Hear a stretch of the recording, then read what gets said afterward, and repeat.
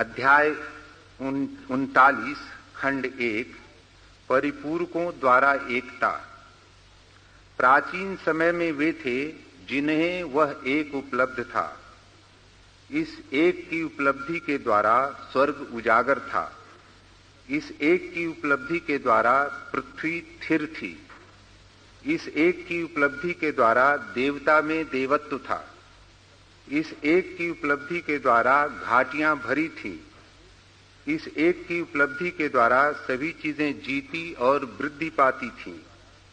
इस एक की उपलब्धि के द्वारा राजा और भूपति लोगों के द्वारा आदरित थे। इसी तरह उनमें से प्रत्येक ऐसा हो उठा था। प्रकाश के बिना स्वर्ग हिलने लगेगा। स्थिरता के बिना पृथ्वी डोल उठेगी। आध्यात्मिक शक्ति के बिना देवता नष्ट भ्रष्ट हो जाएंगे। भराव के बिना घाटियां खंड खंड हो जाएंगी। जीवनदायी शक्ति के बिना सभी चीजें नाश को प्राप्त होंगी। आर्यत्व की शक्ति के बिना राजा और भूपति पतित हो जाएंगे।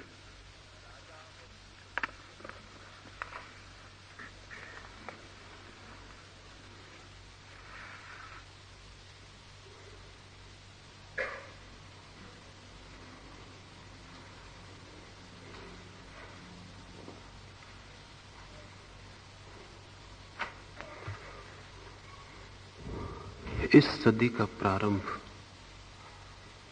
फ्रेडरिक नीत्शे की एक घोषणा से हुआ है। नीत्शे ने कहा है, ईश्वर मर गया है, गॉड इज डेड। ईश्वर नहीं है ऐसा कहने वाले लोग सदा से हुए हैं, लेकिन ईश्वर मर गया है ऐसा कहने वाला व्यक्ति नीति से मनुष्य के इतिहास में प्रथम। यह घोषणा कई अर्थों में मूल्यवान है। एक तो इस अर्थ में कि यह वचन नीति से का अकेले का नहीं, इस सदी के बहुत से लोगों के प्राणों में इसकी प्रतिध्वनि है, चाहे उन्हें पता हो और चाहे पता ना हो। बहुत लोगों के प्राणों से ईश्वर मर गया है। ईश्वर मरा हो या ना मरा हो, लेकिन बहुत लोगों की आत्मा में उसकी कोई जड़ें नहीं रह गई। नीत्शे ने जब कहा ईश्वर मर गया है, तो उसका प्रयोजन स्पष्ट है। लाओसे भी उससे राजी हो सकता है, लेकिन लाओसे के राजी होने का कारण बिल्कुल भिन्न होगा। लाओसे कहता है ईश्वर होता है तब जब मनुष्य में ईश्वर को अनुभव करने की क्षमता होती। उसी मात्रा में ईश्वर प्रकट होता है जिस मात्रा में मनुष्य का हृदय उसे अनुभव में करने में सक्षम होता है। ईश्वर की उपस्थिति मनुष्य के अनुभव करने की क्षमता पर निर्भर है।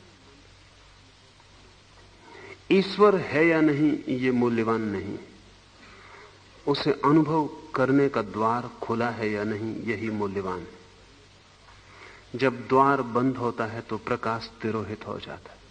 इसलिए नहीं कि सूर्यास्त हो गया, इसलिए भी नहीं कि सूर्य बुझ गया, सिर्फ इसलिए कि आपके घर का द्वार बंद है और प्रकाश को भीतर प्रवेश का कोई मार्ग नहीं। लेकिन जो घर के भीतर बंद हैं अंधेरे में डूब गए। और अगर उस अंधेरे में कोई कहे कि सूर्य नष्ट हो गया, कि सूर्य बुझ गया, तो आश्चर्य की बात नहीं है। और अगर उस घर के लोग कभी बाहर जाके देखते ही ना हो और सदा ही घर के अंधेरे में जीते हो, तो उनकी बात धीरे धीरे सत्य प्रतीत होने लगेगी और उसे खंडित करने का भी कोई उपाय न रह जाएगा। अंधेरा इतना प्रत्यक्ष होगा कि प्रकाश की मृत्यु हो गई है, इसे सिद्ध करने की भी कोई जरूरत न रह जाएगी। नीत्शे के वक्तव्य की खूबी है कि उसने कोई प्रमाण नहीं दिया कि क्यों कहा जा रहा है कि ईश्वर मर गया है। उसने सिर्फ घोषणा की कि ईश्वर मर गया है। ये पूरी सदी उसी छाया में बड़ी हुई है। और आप सबके लिए भी ईश्वर मर गया है। भला आप मंदिर जाते हो, लेकिन आप मुर्दा ईश्वर के मंदिर जाते हैं, और मंदिर जाने का कारण कुछ और होगा, ईश्वर नहीं। भला आप पूजा करते हो, प्रार्थना करते हो, आपकी पूजा और प्रार्थना मृत ईश्वर की लाश के आसपास हो रही है। आप भी भली भांति जानते हैं कि जिस ईश्वर से आप प्रार्थना कर रहे हैं वो संदिग्ध है, लेकिन किन्हीं और कारणों से आप पूजा और प्रार्थना किए जाते हैं। आपकी पूजा और प्रार्थना से यह पता नहीं चलता कि आपके जीवन में ईश्वर है, क्योंकि आपका पूरा जीवन गवाही देता है कि ईश्वर से आपका कोई संबंध नहीं रह गया है। लेकिन किन्हीं इतर कारणों से आप ईश्वर की बात को जिलाए रखना चाहते हैं। भय, लोभ, असुरक्षा, जीवन के दुख। ईश्वर का नाम एक शरण स्थल है। ईश्वर का नाम ऐसे ही है जैसे शुतुरमुर्ग को रेत, जहां वो अपने सिर को गपा लेता है और रेत में डूब गई, बंद हो गई आंखों से, फिर उसे लगता है अब कोई भय नहीं, क्योंकि जब शत्रु दिखाई ना पड़े तो शुतुरमुर्ग मान लेता है कि शत्रु नहीं है। आपके लिए ईश्वर रेत की तरह है जहां आप अपने सिर को छिपा लेते हैं। जीवन में बहुत दुख है, पीड़ाएं, संताप, चिंताएं, और उनसे बचने का कहीं उपाय नहीं दिखाई पड़ता। ईश्वर आपके लिए एक शराब है जिससे पी के आप अपने को थोड़ी देर के लिए विस्मरण कर लेते हैं। और ईश्वर जब शराब हो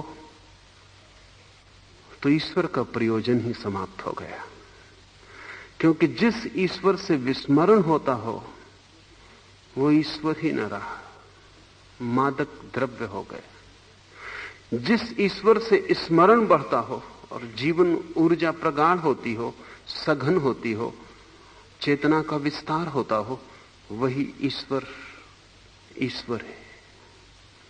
तो इसे कसौटी समझ लें कि जब ईश्वर को आप सिर्फ अपने दुख भुलाने का उपाय बना लेते हैं तो ईश्वर मर चुका है, राख केवल आपके हाथ में रह गई है। और जब ईश्वर दुख भुलाने का उपाय नहीं, आनंद को उपलब्ध करने का स्रोत हो जाता है, इस फर्क को ठीक से समझ लें। दुख भुलाने का उपाय एक बात है, पलायन, एस्केप, छिप जाना, ढक जाना, कुछ ओढ़ लेना और अपने को भूल जाना। आनंद उपलब्धि का स्रोत बिल्कुल दूसरी बात है। आनंद की उपलब्धि विस्मृति से नहीं, गहन स्मृति से होती। दुख का भुलाना विस्मृति से होता है। नीत्शे का वचन ठीक ही है कि ईश्वर मर गया है, इसलिए नहीं कि ईश्वर मर गया क्योंकि जो मर सकता है उसे ईश्वर कहने का कोई अर्थ ही नहीं। ईश्वर हम कहते ही उस तत्व को हैं जो नहीं मर सकता है। ईश्वर का अर्थ ही है वो तत्व जो अमृत है। ईश्वर कोई व्यक्ति नहीं है, अमृतत्व की धारा, जीवन की जो अनंत धारा है, आदि रहित, अंत रहित, इस परिपूर्ण धारा का नाम ही ईश्वर है। तो ईश्वर तो नहीं मर सकता, क्योंकि फूल अभी भी वृक्षों में खिलते, पक्षी अभी भी गीत गाते, आदमी अभी भी पृथ्वी पर है, चांद चलता है, सूरज यात्रा करते, जीवन की धारा प्रवाहित है। जीवन की धारा में कहीं कोई अवरोध नहीं, और जीवन ही है ईश्वर। तो ईश्वर तो नहीं मर गया है, लेकिन फिर भी नीत्शे की बात में सच्चाई है, गहरी सच्चाई है। और सच्चाई यह है कि आदमी के अस्तित्व से ईश्वर मर गया है। आदमी का कोई संबंध इस जीवन की विराट धारा से नहीं। लाओस से भी राजी होगा और कहेगा कि ईश्वर मर गया है, लेकिन इसलिए नहीं कि ईश्वर मर गया, बल्कि इसलिए कि तुम मर गए हो। तुम्हारा जीवन स्रोत सूख गया, तुम सिकुड़ गए हो, बंद हो गए हो, संकीर्ण हो गए हो। तुम्हारे सब खिड़की द्वार दरवाजे खुलना बंद हो गए। तुम्हारा हृदय स्पंदित नहीं हो रहा, केवल फेफड़े में श्वास आती है और जाती, लेकिन हृदय स्पंदित नहीं होता। प्रेम का रस स्रोत सूख गया है। इसे ख्याल में लें, फिर हम इस सूत्र में प्रवेश करें, क्योंकि सूत्र बहुत अनूठा है। प्राचीन समय में वे थे जिन्हें वह एक उपलब्ध था। लाओस से उसे कोई नाम नहीं देता, कहता है वह एक।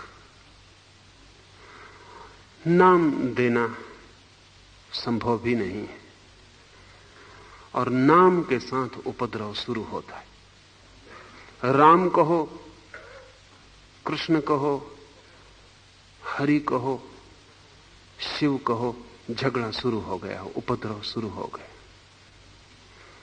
क्योंकि तुम्हारा नाम मेरा नाम नहीं होगा, मेरा नाम तुम्हारा नाम नहीं होगा।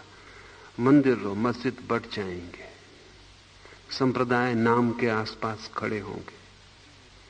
इसलिए लाओस से कहता है उसे कोई नाम मत दो, उसका कोई नाम है भी नहीं। नाम के साथ ही संप्रदाय का जन्म होता है। वह एक अनाम धर्म का स्रोत है। उस एक के अनेक नाम संप्रदाय के स्रोत बन जाते। संप्रदाय के साथ मूढ़ता है। पर आदमी का मन नाम देना चाहता है। क्यों आदमी का मन नाम देना चाहता है? नाम के साथ सुविधा है। जिस चीज को भी हम नाम दे देते हैं, हमें ऐसा भ्रम पैदा होता है कि हमने उसे जान लिया। हमारी जानकारी नाम देने का ही ढंग है। एक बच्चे को आप बता दें कि यह वृक्ष आम का वृक्ष है, और बच्चे ने नाम सीख लिया आम, और बच्चा समझा कि उसने जान लिया, वो परिचित हो गया, एक्विंटेंस हो गया। अब जीवन भर वो इसी ख्याल में रहेगा कि वो आम के वृक्ष को जानता है। लेकिन नाम देने से क्या कुछ जाना जाता है? नाम तो संकेत है, और नाम के पीछे अज्ञान छिप जाता है। आम के वृक्ष को आप जानते हैं सिर्फ इसलिए कि आपने नाम दे दिया। वृक्ष उतना ही अनजान अपरिचित है अभी भी, जितना नाम देने के पहले था। लेकिन आदमी नाम दे के संतुष्ट हो जाता है। आपसे कोई पूछता है, परिचित होना चाहता है आपका नाम, और आप कह देते हैं कि आबासा, और वो बड़ा प्रफुल्लित है कि आपको जानने लगा। नाम जानकारी बन जाता है, नाम धोखा है। जरूरी है काम चलाने के लिए, क्योंकि बाजार में अगर बिना पूछे पहुंच जाएं, बिना जाने, और आम खरीदना हो और आम का नाम न लें और कहें कि वह एक अनाम, तो अड़चन होगी। आम से काम चलता है, लेकिन आप ये मत समझना कि आपने आम का नाम ले दिया तो आप जान गए, या दुकानदार ने आम उठा के दे दिया तो वो जान गया। दोनों के बीच समझौता है कि इस अपरिचित चीज को हम आम कहेंगे। भाषा एक समझौता है, एक एग्रीमेंट है। इसलिए कोई आम को मैंगो कहे तो आप झगड़ा करने की कोई बात नहीं, वो उसका समझौता है। सभी भाषाएं समझौते हैं। जमीन पर कोई 3000 भाषाएं हैं। कोई भाषा सत्य की खबर नहीं देती। भाषा केवल उपयोग में लाने वाले लोगों के समझौते की खबर देती। उनके बीच एक शर्त बंदी है। एक सूफी कथा है कि 4 यात्री जो एक दूसरे की भाषा से अपरिचित थे, एक रात एक धर्मशाला में रुके। वहीं उनकी पहचान हुई। काम चलाओ कुछ एक दूसरे की भाषा समझ लेते थे। सुबह भोजन का विचार हुआ तो सभी ने अपने पैसे इकट्ठे किए। अंतिम पड़ाव था यात्रा का, और सभी के पास कम पैसे बचे थे, और चारों इकट्ठा पूल कर लें, इकट्ठा कर लें धन को, तो ही यात्रा चल सकती थी। और फिर उन चारों ने विचार प्रकट किया कि क्या वो खरीदना चाहते हैं।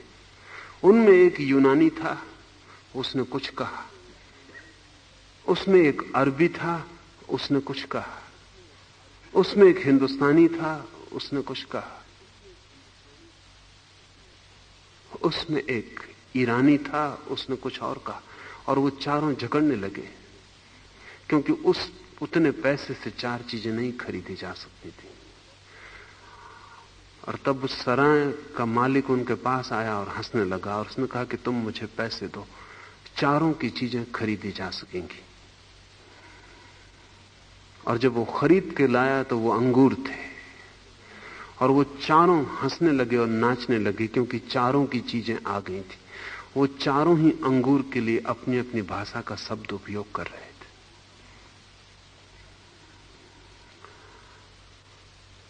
चारों ही अंगूर चाहते थे। अंगूर का मौसम था और चारों तरफ अंगूर लदे थे, और बाजारों की दुकानों पर अंगूरों के ढेर लगे थे, और अंगूर की सुगंध हवाओं में थी।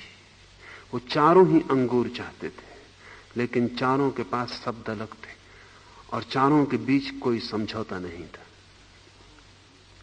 लेकिन शब्द कितने ही अलग हों, अंगूर एक है। लाओस से उसे कहता है वह एक। वो कोई शब्द उपयोग नहीं करता, क्योंकि शब्द उपयोग करो कि उपद्रव की शुरुआत हो गई, कि विग्रह विवाद शुरू हो गए। अगर हिंदू उसे राम न कहें और मुसलमान उसे अल्लाह न कहें, हिंदू कहें वह एक और मुसलमान कहें वह एक, तो मंदिर और मस्जिद में झगड़ा करना बहुत मुश्किल हो जाए। क्या झगड़ा बचेगा? झगड़ा इसलिए है कि नाम अलग है। धर्मों के झगड़े मूलतः भाषाओं के झगड़े हैं, धर्मों के झगड़े नहीं है, क्योंकि धर्म तो एक है, भाषाएं बहुत हैं। धर्म तो दो हो भी नहीं सकते, लेकिन भाषाएं तो जितनी चाहें उतनी हो सकती हैं। आप चाहें तो अपनी और अपनी पत्नी के बीच एक निजी भाषा बना सकते हैं, काम करेगी। दुनिया में कोई भी आपकी भाषा नहीं समझेगा, पर आप दोनों समझ सकेंगे, आप समझौता कर ले सकते हैं। भाषा कृत्रिम है, आदमी की बनाई हुई चीज है, सत्य कृत्रिम नहीं है। इसलिए लाओस से निष्ठापूर्वक उसे अनाम ही रहने देता है। उपनिषद भी कहते हैं वो अनाम है, बाइबल भी कहती है उसका कोई नाम नहीं, मोहम्मद भी कहते हैं कि सिर्फ इशारा हो सकता है, शब्द क्या कहेंगे। लेकिन लाओस से बहुत ही सख्ती से नाम के उपयोग से अपने को रोकता है, संवरित करता है, संयम रखता है। वो कहता है वह एक। उस एक को जान लेने से सब जान लिया जाता है, क्योंकि वह एक कोई वस्तु नहीं, कोई व्यक्ति नहीं, सभी के भीतर व्याप्त ऊर्जा का नाम है। उस एक को जानने से सब जान लिया जाता है, क्योंकि वह एक सभी में परिव्याप्त है। जिससे कोई सागर की एक बूंद को चख ले, उसने पूरे सागर को चख लिया। उस बूंद में जो स्वाद है नमक का, वो सारे सागर पे छाया हुआ है। सागर की एक बूंद जिसने जान ली, उसने पूरा सागर जान लिया। उस एक को जो जान ले, फिर जानने को कुछ भी नहीं बचता है। इसका यह अर्थ न ले लें कि उस परमात्मा को, उस एक को जान लेने पर आप एकदम से वो भी जान लेंगे जो डॉक्टर जानता है, जो केमिस्ट जानता है, जो साइंटिस्ट जानता है। नहीं,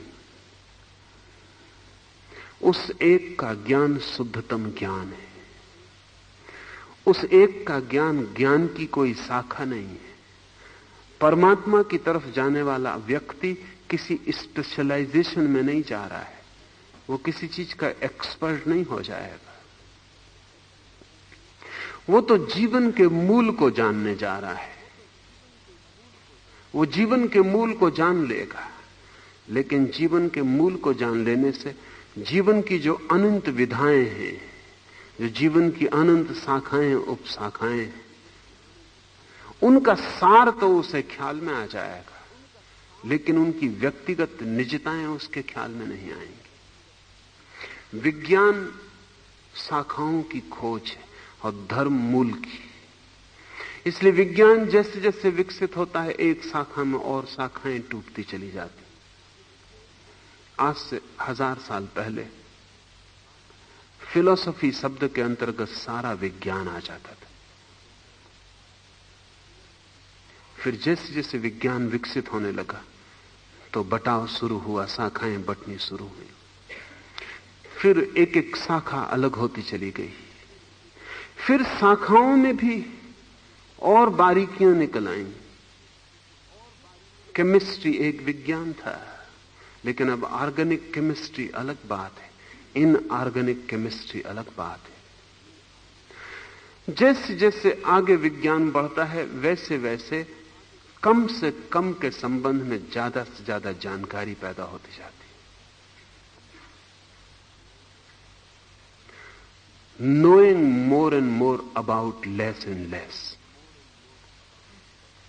विज्ञान संकीर्ण होता चला जाता है, लेकिन जानकारी बढ़ती जाती है, क्षेत्र संकीर्ण होता चला जाता है। आज से 50 साल पहले डॉक्टर सभी बीमारियों का डॉक्टर था, लेकिन अब अगर आंख खराब है तो आंख का स्पेशलिस्ट है। पश्चिम में मजाक है कि बहुत जल्दी बाईं आंख का स्पेशलिस्ट दाईं आंख से अलग हो जाए।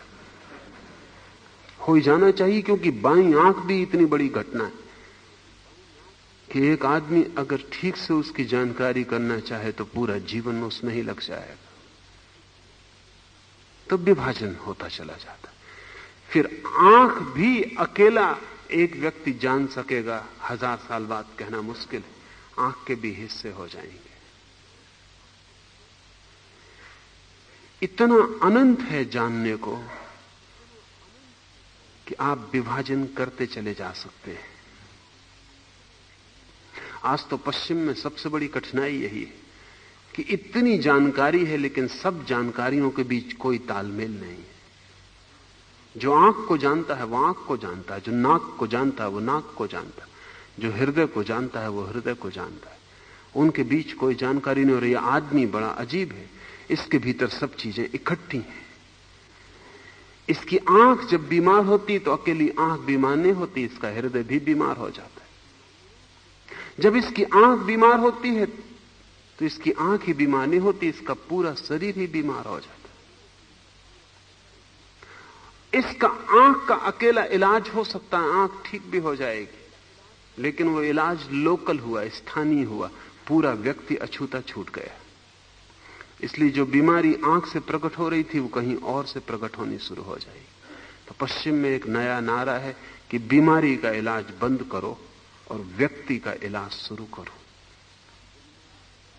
जब तक व्यक्ति का इलाज ना हो बीमारियां ठीक नहीं हो सकती। तो विज्ञान संकीर्ण होते होते होते होते एटॉमिक हो जाता है, परमाणु की तरफ जाने लगता है। बहुत जानता है लेकिन बहुत थोड़े के संबंध में। धर्म की यात्रा बिल्कुल उल्टी है। धर्म बहुत कम जानता है लेकिन बहुत के संबंध में। इस फर्क को ठीक से समझ लें। मैंने कहा विज्ञान जानता है more and more about less and less, और धर्म जानता है less and less about more and more. और एक घड़ी ऐसी आती है कि धर्म बिल्कुल नहीं जानता, और जब पूरा प्रकट हो जाता है उसके सामने, होगा ही। एक घड़ी ऐसी आएगी विज्ञान को कि वो सब कुछ जान लेगा, ना कुछ के संबंध में, सामने कुछ भी नहीं रह जाएगा। अगर यात्रा ठीक से बढ़ेगी तो काटते काटते एक वक्त आएगा कि जानकारी बहुत हो जाएगी, जानने को कुछ भी नहीं बचेगा। धर्म इससे उल्टी यात्रा करता है। एक घड़ी आता है कि जानकार खो जाता है, जानना नहीं रह जाता, और जानने को सब कुछ प्रकट हो जाता है। जिस दिन ये विराट प्रकट होता है उस दिन एक ही रह जाता है। उस दिन फिर कोई भेद नहीं रह जाते, खंड नहीं रह जाते।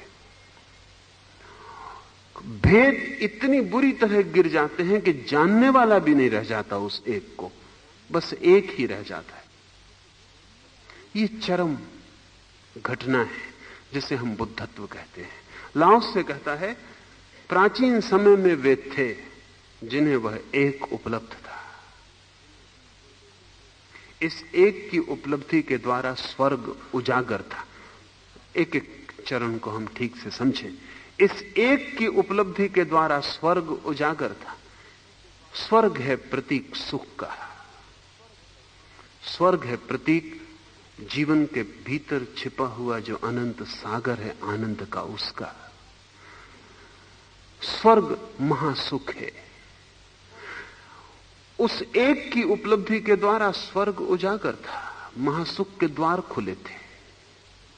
उस एक की उपलब्धि खोती चली गई, स्वर्ग के द्वार बंद होते चले गए।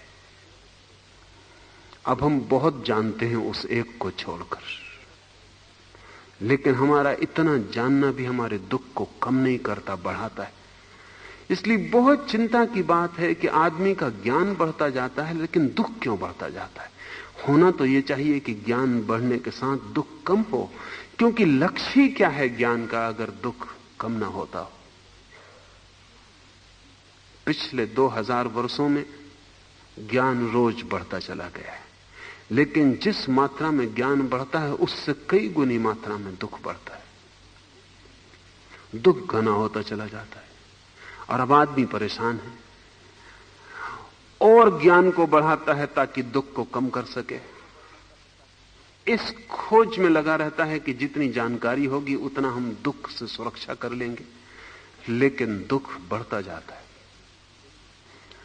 लाओस से कहता है सुख का द्वार एक को जानना है, दुख का द्वार अनेक को जानना है। अनेक की जानकारी होगी, दुख बढ़ेगा। एक का बोध होगा, सुख बढ़ेगा। क्यों? क्योंकि जितनी दिशाओं में हमारा ज्ञान बढ़ता है उतने ही भीतर हम बट जाते हैं, और बटा हुआ आदमी दुखी होगा। खंडित टूटा हुआ आदमी दुखी होगा। आपको पता नहीं कि आप कितने खंडित हैं। आप दुकान पर होते हैं तो आप और ही तरह के आदमी होते हैं। अगर एकदम से आपकी प्रेसी वहां आ जाए तो आपको बड़ी अड़चन होगी, क्योंकि प्रेसी के साथ आप जैसे आदमी होते हैं वैसे आदमी आप दुकान पे नहीं है। वो ग्राहक के साथ जैसे आदमी होते हैं वो बिल्कुल दूसरा आदमी। अगर प्रेसी एकदम से आ जाए तो आपको सब भीतर का सरंजाम बदलना पड़ेगा। आपको सब भीतर के सामान फिर से आयोजित करने पड़ेंगे। आपको आंख और ढंग की करनी पड़ेगी, चेहरे पर मुस्कुराहट और ढंग की लानी पड़ेगी, हाथ पैर और ढंग से चलाने पड़ेंगे, सब आपको बदल देना पड़ेगा, आपकी भाषा सब।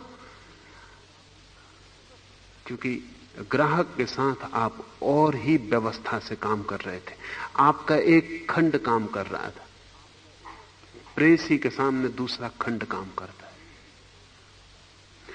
ये जो खंडित व्यक्ति है ये सुखी नहीं हो सकता, क्योंकि सुख अखंडता की छाया है। जितना भीतर अखंड भाव होता है कि मैं एक हूं, उतनी ही शांति और सुख मालूम होता है। दुख का कारण होता है भीतर के लड़ते हुए खंड, और भीतर खंड प्रतिपल लड़ रहे हैं क्योंकि विपरीत है। आप इस तरह के आयोजन कर लिए हैं जीवन में जो एक दूसरे के विरोधाभासी हैं। अगर आपको धन इकट्ठा करना है तो धन प्रेम का विरोधी है। जितना ज्यादा धन इकट्ठा करना हो उतना ही आपको अपने प्रेमपूर्ण हृदय को रोक लेना पड़ेगा। लेकिन आपको प्रेम भी करना है, क्योंकि प्रेम के बिना जीवन में कोई तृप्ति नहीं। और जब प्रेम करना है तो वो जो धन की पागल दौड़ थी उसे एक तरफ हटा देना होगा। मगर अड़चन है, हमारे मन में ऐसे ख्याल हैं कि लोग प्रेम के लिए भी धन इकट्ठा करते हैं। वो सोचते हैं कि जब धन होगा पास तो प्रेम भी हो सकेगा।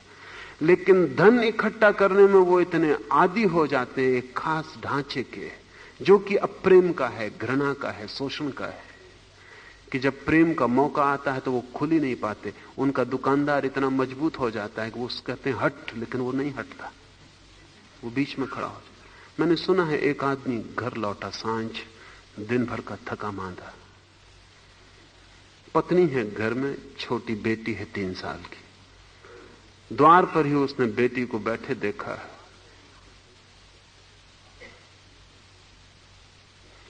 तो उसने अपनी बेटी को कहा कि क्या विचार है, डैडी के लिए एक चुंबन देना है या नहीं।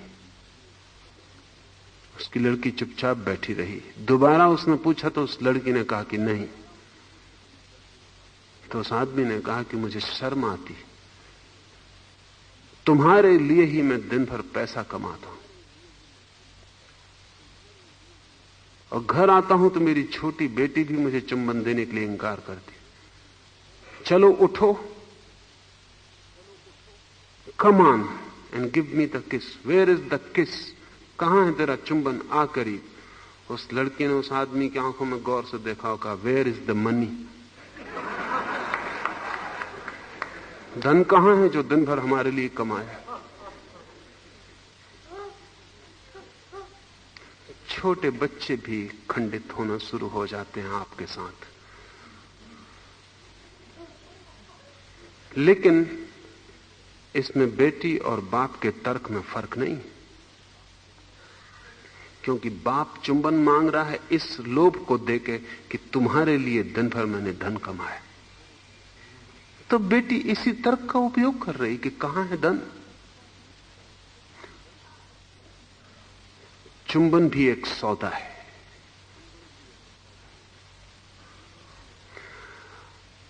सौदे में हम इस बुरी तरह डूब जाते हैं कि प्रेम भी सौदा बन जाता है, और प्रेम सौदा नहीं बन सकता।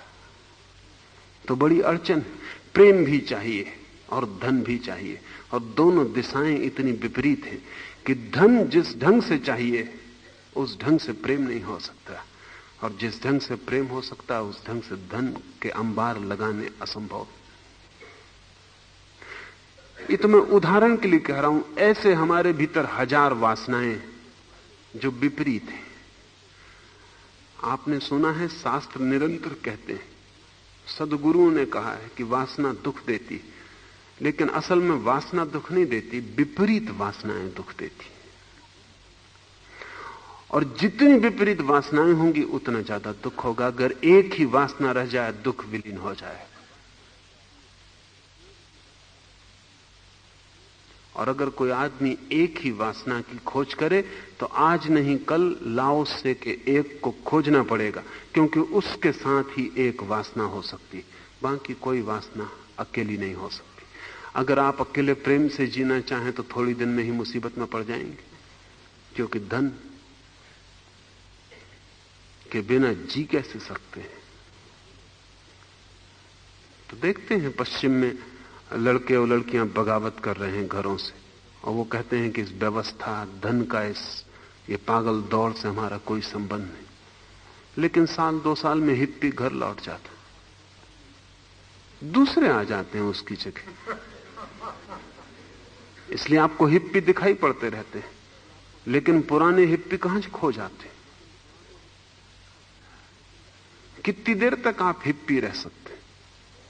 और वो भी आप किसी के पैसे के बल पर ही होंगे। वो आपके बाप का पैसा हो, किसी और का पैसा हो, वो जो स्वतंत्रता प्रेम की आप भोग रहे हैं वो भी किसी के पैसे पर है।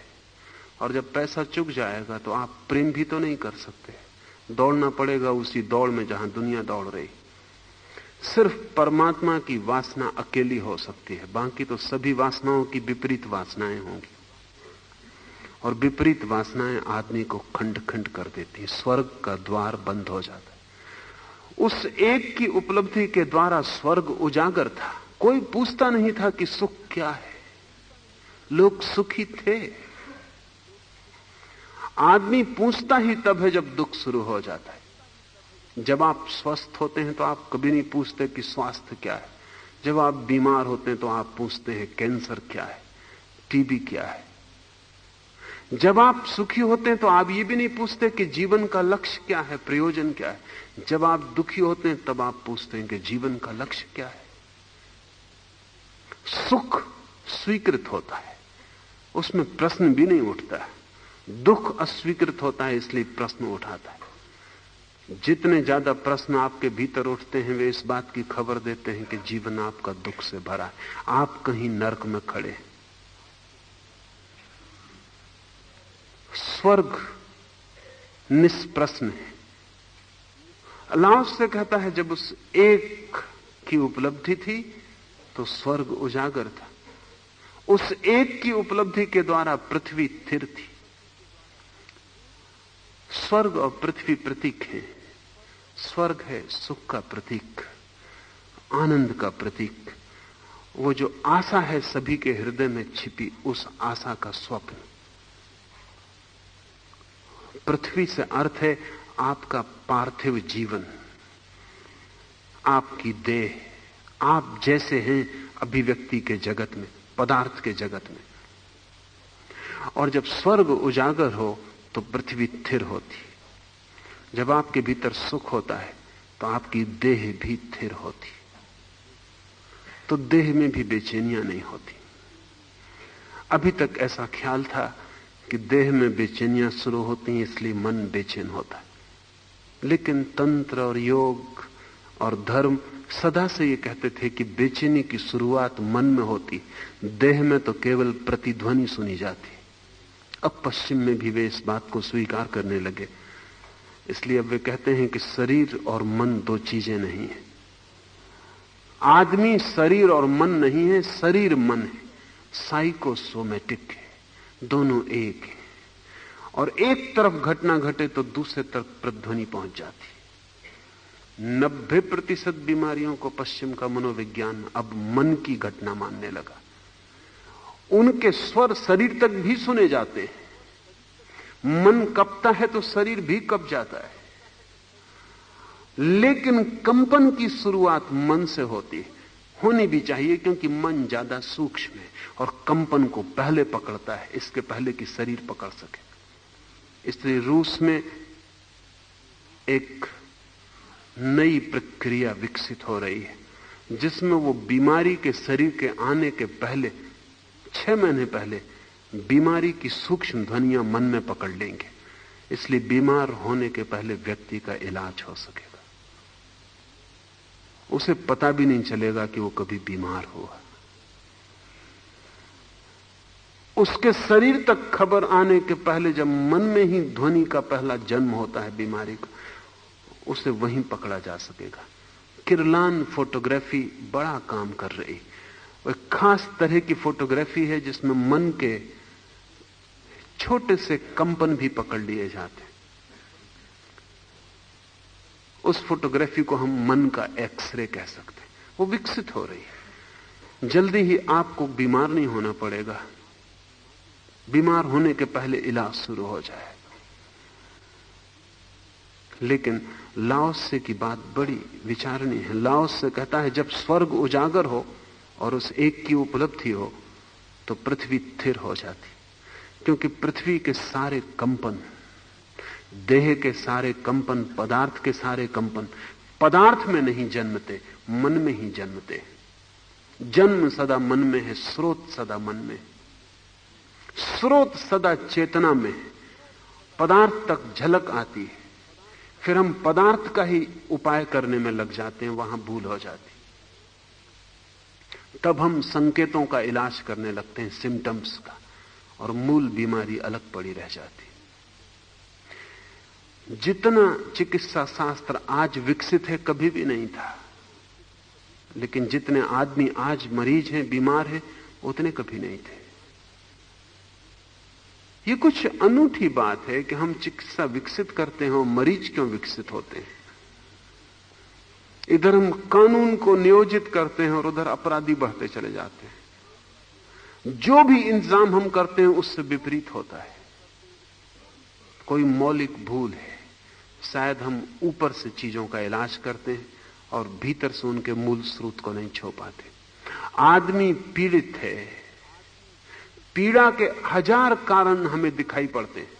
कभी गरीबी है, कभी शरीर की बीमारी है, कभी शिक्षा की कमी है, कभी कुछ।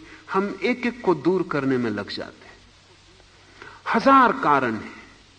आज से 200 साल पहले लोग सोचते थे, विचारशील लोग, कि जिस दिन पृथ्वी शिक्षित हो जाएगी उस दिन कोई दुख नहीं होगा। आज पृथ्वी करीब करीब शिक्षित है, दुख घना हो गया। अगर उनकी कब्रें खोली जा सकें, जिन विचारकों ने कहा था कि जब लोग शिक्षित हो जाएंगे तो दुख नहीं होगा, तो वो बहुत चौंकेंगे। वो समझेंगे कि उन्होंने महापाप किया, क्योंकि न मालूम कितने लोगों ने अपना जीवन लगा के आदमी को शिक्षित करने की कोशिश की है। मेरे पास लोग आते, वो कहते हैं आदिवासियों को शिक्षित करना है। मैं उनसे कहता हूं पहले तुम शिक्षित लोगों को तो देखो, तुम्हारा दिमाग खराब है। अगर तुम शिक्षित लोगों को इस हालत में पा रहे हो कि इन्होंने कोई आनंद पा लिया है, तो जरूर आदिवासियों को शिक्षित करो। ये तो पक्का कर लो पहले। तुम्हारी यूनिवर्सिटियों में जाओ, जाओ लखनऊ, जाओ बनारस, जाओ हार्वर्ड, ऑक्सफोर्ड, वहां देखो कि क्या हो रहा है। लखनऊ यूनिवर्सिटी जल रही, तुम आदिवासी को शिक्षित कर रहे, तुम कहां तक पहुंचाओगे इसको? वहीं तक जहां यूनिवर्सिटी में आग लगती। ज्यादा से ज्यादा शिक्षित होकर ये यही करेगा।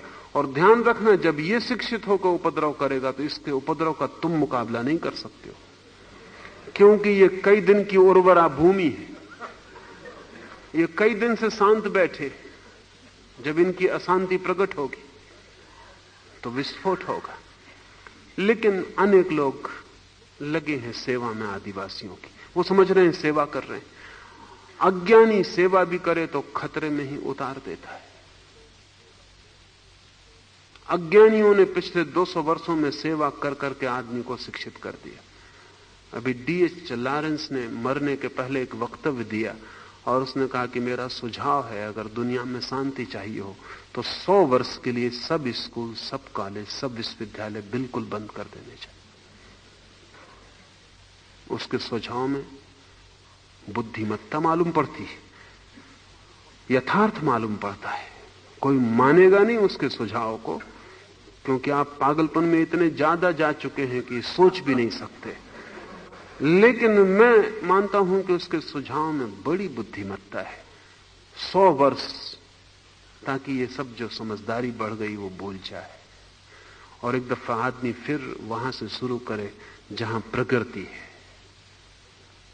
लेकिन जिन्होंने चेष्टा करके शिक्षित किया आदमी को, उन्होंने सोचा था स्वर्ग आएगा। लोग सोचते थे गरीबी मिट जाए तो स्वर्ग आएगा। गरीबी मिट गई अनेक मुल्कों में, स्वर्ग नहीं आया, नरक आया। लोग सोचते हैं समाजवाद आ जाए, तो अभी रूस में समाजवाद आ गया, लेकिन वहां के युवक बगावत करने के लिए उत्सुक है और जिस दिन उनको मौका मिलेगा तो रूस में भयंकर बगावत होगी। युवक संतुष्ट नहीं है। समाजवाद आ जाए, शिक्षा आ जाए, धन आ जाए, कुछ भी आ जाए, जब तक आप अलग अलग बीमारियों का इलाज कर रहे हैं आदमी बीमार रहेगा, क्योंकि आदमी की बीमारी एक है और वो बीमारी है कि जब तक वो भीतर एक ना हो जाए वो दुखी रहेगा। न समाजवाद उसको एक कर सकता है, न शिक्षा उसको एक कर सकती है, न धन एक कर सकता है। ये सिर्फ व्यामोह है, ये सिर्फ सिम्टम्स को पकड़ना है। एक आदमी को बुखार चढ़ा है, देखा शरीर गर्म, ठंडा पानी डाल रहे हैं उसके ऊपर कि शरीर ठंडा हो जाए, बिल्कुल ठंडा हो जाए।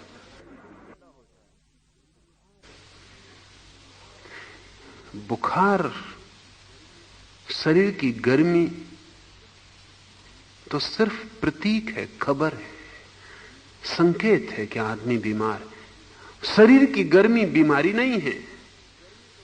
शरीर की गर्मी तो कह रही है कि भीतर कुछ रुग्ण हो गया है, इतना रुग्ण हो गया है कि भीतर के सेल्स आपस में संघर्ष कर रहे हैं, उनके संघर्षण के कारण शरीर गर्म हो गया। उस संघर्षण को मिटाओ तो शरीर की गर्मी चली जाएगी। शरीर की गर्मी तो केवल खबर है कि भीतर युद्ध छिड़ा है, उस युद्ध के घर्षण के कारण शरीर गर्म हो रहा है। आप जब रुग्ण होते हैं मानसिक रूप से, चिंतित, परेशान, उद्विग्न, तो उसका अर्थ है कि भीतर मन के खंडों में युद्ध छिड़ा है, उत्तप्त हो गए हैं आप। अब इसे दूर करने के जितने भी उपाय आप बाहर खोजते हैं वो काम के नहीं। भीतर से खंड विदा होने चाहिए, भीतर अखंडता आनी चाहिए, भीतर समग्रता आनी चाहिए, भीतर का विरोध विलीन हो जाना चाहिए। भीतर जिस दिन एक का जन्म होगा उस दिन स्वास्थ्य उपलब्ध हो जाए। इस एक की उपलब्धि के द्वारा पृथ्वी स्थिर थी। इस एक की उपलब्धि के द्वारा देवता में देवत्व था। वो जो मंदिर में मूर्ति है उसमें देवता नहीं। जब आपके भीतर एक होता है तब उसमें देवता होता है।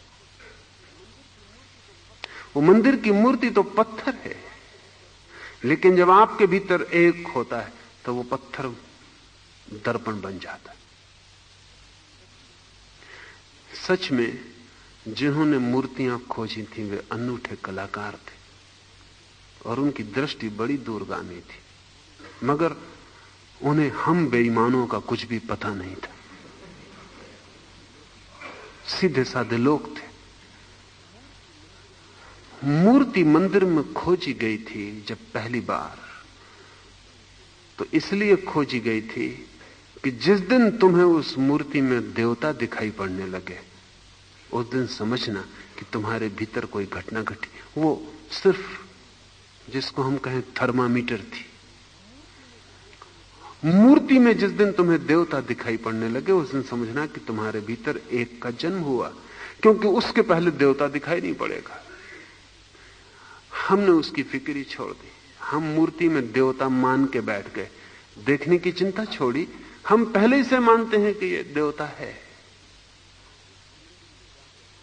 तो हम मंदिर में जाके हाथ जोड़ के खड़े हो जाते हैं उस मूर्ति के सामने जो अभी आपके लिए देवता नहीं है।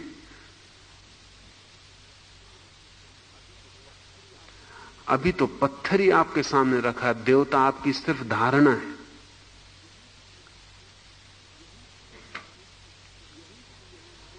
यही की यही मूर्ति रखी होगी एक मूर्ति बनाने वाले की दुकान में, तो आप हाथ नहीं जोड़ेंगे। यही मूर्ति मंदिर में रख जाएगी, आप हाथ जोड़ देंगे। कितने शिवलिंग सड़कों पे पड़े, उनमें पैर भी मार के आप मजे से चल रहे हैं। उन्हीं में से एक पत्थर का टुकड़ा कल मंदिर में शिवलिंग बन के बैठ जाएगा, आप जाके साष्टांग लेट जाएंगे। आप धारणाओं के सामने लेट रहे हैं, आपके लिए कोई शिवलिंग वहां है नहीं। लेकिन मूर्ति का विज्ञान यह था कि वो तो पत्थर है ये जानना, और अपने भीतर रूपांतरण करते जाना, प्रार्थना से, ध्यान से, साधना से। और जिस दिन तुम्हें उस पत्थर में से पत्थर तिरोहित हो जाए और वहां चिन्मय का आविष्कार हो, वहां चैतन्य दिखाई पड़ने लगे, उस दिन समझना कि तुम्हारे भीतर घटना घट गई। क्योंकि भीतर की घटना की भी जांच तुम्हें पहले बाहर से करनी होगी। हम इतने बहिर्मुखी हैं कि हमारे भीतर क्या घटा इसे भी हमें पहले बाहर से जांचना होगा। तो मूर्ति तो प्रतीक थी, दर्पण थी, थर्मामीटर थी, जांच का एक उपाय थी। लाओस से कहता है इस एक की उपलब्धि के द्वारा देवता में देवत्व था। देवता में कोई देवत्व नहीं है। जब आपके भीतर एक होता है तो देवत्व प्रकट होता है। वो आपकी झलक है जो आप मूर्ति को देते हैं। और जिस दिन आपको पत्थर की मूर्ति में देवता दिखाई पड़ने लगा उस दिन सब जगह दिखाई पड़ने लगेगा। पत्थर हमने इसीलिए चुना था। इस जगत में सबसे ज्यादा निर्जीव दिखाई पड़ने वाली चीज पत्थर है तो निर्जीव वो भी नहीं, क्योंकि सभी जीवन का अंग है, पर जीवन सबसे कम जहां झलकता है वो पत्थर है। इसलिए हमने पत्थर की मूर्तियां चुनी थी। पत्थर की मूर्ति इस बात की खबर है कि अब हमें सबसे ज्यादा निर्जीव दिखाई पड़ने वाली वस्तु में भी चिन्मय का आविष्कार हुआ है, चैतन्य का आविष्कार हुआ है। अब इस जगत में ऐसी कोई चीज भी नहीं बची जिसमें हमें वो चैतन्य ना दिखाई पड़े। जब पत्थर में दिख गया तो सब जगह दिखाई पड़ेगा। देवता में देवत्व था। अभी आप पूछते हैं कि मंदिर की मूर्ति में क्या रखा है, ये प्रश्न ही असंगत है। ये केवल इस बात की खबर दे रहा है कि आपके भीतर देवत्व नहीं है, वो एकता नहीं है जो देख पाती। थर्मामीटर दोषी नहीं कहे जा सकते। आप थर्मामीटर लगाएं और उसमें बुखार ना आए तो आप ये नहीं कह सकते इस थर्मामीटर में क्या रखा है, फेंको। थर्मामीटर तो वही खबर देता है जो आपके भीतर होता है। बुखार होता है तो बुखार की खबर देता है, नहीं बुखार होता तो नहीं बुखार की खबर देता है। तापमान नीचे गिर जाए, मृत्यु के करीब पहुंचने लगे तो खबर देता है। कहां है इसकी खबर देता है। जब आपको मंदिर के देवता में सिर्फ पत्थर दिखाई पड़ता है तो आपके हृदय में अभी पत्थरीलापन है, इसकी खबर देता है। तो जरूरी नहीं है कि जो मूर्ति आपके लिए पत्थर है वो सभी के लिए पत्थर हो। आपके ही पड़ोस में खड़े हुए दूसरे उपासक को वहां चैतन्य का आविष्कार हो सकता है। इसलिए बड़ी अड़चन खड़ी होती है। रामकृष्ण भी खड़े हैं उसी मूर्ति के सामने दक्षिणेश्वर में, हजारों लोग उनके साथ वहां खड़े हुए, लेकिन जो रामकृष्ण को वहां दिखाई पड़ता था वो किसी को वहां दिखाई नहीं पड़ता था। तो लोग बाहर जाके कहते थे इसका दिमाग खराब हो गया, क्योंकि रामकृष्ण बातें कर रहे हैं, मां से उनकी चर्चा चल रही है, कभी कभी झगड़ा भी हो जाता है, विवाद भी हो जाता है, रामकृष्ण रूठ भी जाते हैं कि फिर कल से पूजा बंद कर दूंगा। क्या समझ रखा है तुम अपने आप को? इतनी आत्मीय चर्चा चलती है, और जहां इतनी आत्मीयता हो वहीं झगड़ा हो सकता है। पर बाकी लोग खड़े देख रहे हैं कि क्या पागलपन, पत्थर की मूर्ति से क्या बातचीत चल रही। जरूर रामकृष्ण का दिमाग खराब हो गया। एक दिन उसी पत्थर की मूर्ति के सामने रामकृष्ण ने कहा बहुत हो गया पूजा करते करते, आखिर कब तक, अब आखिरी झलक चाहिए, और अगर आज आखिरी झलक नहीं मिली तो अपनी भी गर्दन काट दूंगा, तुम्हारी भी गर्दन काट दूंगा। तलवार लटकी थी मंदिर में, देवी के मंदिर में, तो तलवार खींच ली। अच्छा हुआ कि वहां कोई था नहीं तो रामकृष्ण पुलिस थाने पहुंचाए गए होते। तलवार खींच ली और कहा कि बस 3 सेकंड का समय देता हूं,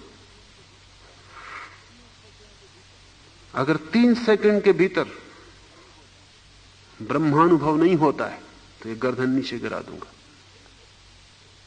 3 सेकंड अनंत जन्मों जैसे लंबे हो गए होंगे, क्योंकि समय घड़ियों में नहीं नापा जाता, समय संकल्प से नापा जाता है। इतनी त्वरा जहां जीवन 3 सेकंड के बाद नंगी तलवार के पास था और हाथ रामकृष्ण का कपने लगा, सेकंड गुजरने लगे और झटके से उनका हाथ गर्दन पे आया। जैसे ही गर्दन के करीब तलवार आई, सारा रूप बदल गया, मंदिर तिरोहित हो गया। वो जहां पत्थर की मूर्ति खड़ी थी वहां चैतन्य का आविर्भाव हो गया। हाथ से तलवार नीचे गिर गई। रामकृष्ण नाच के, रात भर नाच के बेहोश सुबह पाए गए। लेकिन उस दिन के बाद रामकृष्ण दूसरे हो गए। उस दिन के बाद फिर वो पूजा को अक्सर नहीं जाते थे। लोग पूछते भी तो वो कहते आविर्भाव हो गया, अब सभी जगह वही है, अब जहां मैं बैठा हूं वहीं पूजा है, अब मंदिर में जाने की कोई जरूरत ना रही। मंदिर तो द्वार था, अब द्वार खुल गया, तब द्वार पे खड़े रहने की कोई जरूरत ना रही। क्या हुआ उस क्षण में जब रामकृष्ण ने तलवार उठा ली? ध्यान रहे, मूर्ति में तो कुछ भी नहीं हो सकता, तलवार से क्या होगा, पत्थर में क्या होगा। लेकिन जब आप तलवार उठा लेते हैं और इतनी त्वरा से भर जाते हैं, इतनी तीव्रता से कि अपना पूरा जीवन दांव पर लगाते हैं, तो आप भीतर एक हो जाएंगे। वहां दूसरा स्वर ही नहीं रह सकता। 3 सेकंड जहां बचे हो, जीवन जहां समाप्त हो रहा हो, तलवार हाथ में हो, वहां रामकृष्ण में कितनी वासनाएं बची होंगी। सोचा होगा कि कल सुबह क्या करना है, किसको पैसे देने, किससे पैसे लेने। समय मिट गया होगा, कोई पीछा कल नहीं बचा, आगे का कल नहीं बचा। रामकृष्ण उन क्षण में समय के पार हो गए होंगे, कालातीत। मन में क्या वासना बची होगी जो परमात्मा के लिए जीवन देने को तैयार हो गया। अब कोई वासना नहीं बच सकती। यह आखिरी वासना है, इसके आगे फिर कोई वासना नहीं। यह आखिरी पड़ाव है, इसके आगे कोई पड़ाव नहीं। उस क्षण में वो एक हो गए होंगे। उस तलवार के नीचे जहां मौत निकट थी, जीवन इकट्ठा हो गया होगा। उस इकट्ठेपन में एक का आविर्भाव हुआ। मूर्ति खो गई, मंदिर खो गया, एक ही व्याप्त हो गया। ध्यान रहे, घटना भीतर घटती है, बाहर तो उसका सिर्फ अनुभव होता है। इसलिए आप भी मंदिर में बैठे होते तो आपके लिए मंदिर नहीं खो जाता, न मूर्ति खो जाती। आपके लिए सिर्फ अड़चन मालूम पड़ती कि रामकृष्ण को कुछ गड़बड़ हो गई। आपका कहना भी ठीक है, गड़बड़ रामकृष्ण को ही हुई है। कुछ जो हुआ है वो रामकृष्ण को भीतर हुआ है। लाओस से कहता है, इस एक की उपलब्धि के द्वारा देवता में देवत्व था। इस एक की उपलब्धि के द्वारा घाटियां भरी थी। लाओस के प्रतीक हैं। घाटी वो कहता है हृदय को। खाली हृदय दुख है, खाली हृदय पीड़ा है। जीवन भर आपका जो कष्ट है एक शब्द में कहा जा सकता है, खाली हृदय। आपका हृदय एक घाटी है जिसमें कोई भराव नहीं। इसलिए तो प्रेम का इतना पागल आकर्षण है कि कोई भर दे, कोई मुझे पूरा कर दे। खाली है, अधूरे हैं, भरने के लिए लालायत हैं, कोई भर दे। लेकिन जिनसे आप भरने की मांग कर रहे हैं वो भी इतने ही खाली, तो धोखा ही होगा। इसलिए सभी प्रेम असफल हो जाते। शुरू में बड़ी आशा बनती है कि दूसरा मुझे भर देगा, दूसरा भी इसी आशा से आपके पास आया है कि आप उसे भर देंगे। दूसरा समझता है आप भरे हैं, आप समझते हैं दूसरा भरा है, दोनों खाली हैं। कितनी देर चलेगी ये आशा? ये इंद्रधनुष जल्दी ही बिखर जाएंगे, तिरोहित हो जाएंगे, और लगेगा कि दूसरा तो मुझसे भी ज्यादा खाली है, मुझे चूसे जा रहा है। दूसरे को भी यही लगेगा कि तुम धोखेबाज हो, तुमने जो आशा बंधाई थी वो सब ऊपरी थी, भीतर तुम खुद ही भिखमंगे हो। और मैं एक सम्राट के करीब मेरा आना हुआ था, एक सम्राट को देखकर आना हुआ था। सभी प्रेम असफल हो जाते हैं सिवाय परमात्मा के प्रेम के। इसमें प्रेम की कोई गलती नहीं है, इसमें प्रेम के साथ जो अपेक्षा है वही भूल है। खाली जो खुद है वह आपको कैसे भर सकेगा? सिर्फ आश्वासन दे सकता है। लाओस से कहता है, उस एक की उपलब्धि के द्वारा घाटियां भरी थी, और वो जब एक उपलब्ध होता है तो हृदय भर जाता है। और वैसे भरे हुए हृदय वाले के पास जो भी गुजरता है वो भी उसके भराव का भागीदार हो जाता है। उस भरे हुए हृदय वाले के पास बहता रहता, ओवरफ्लोइंग है। वो जो भरा है अनंत है, घाटी छोटी है, जो भरा है वो अनंत है, वो बहता रहता है। उसके आसपास जो आता है वो भी अनायास ही भागीदार हो जाता है, अनायास ही आमंत्रण में सम्मिलित हो जाता है। वो बुद्ध, महावीर और जीसस जो घूमते हैं वर्षों तक एक भरी हुई घाटी को लेकर, कि जो भी खाली है वो अगर निकट भी आ जाएं, लेकिन खाली आदमी की बड़ी तकलीफ है। खाली आदमी निकट आने में भी डरता है, सिर्फ भरा हुआ आदमी निकट आने में डरता नहीं।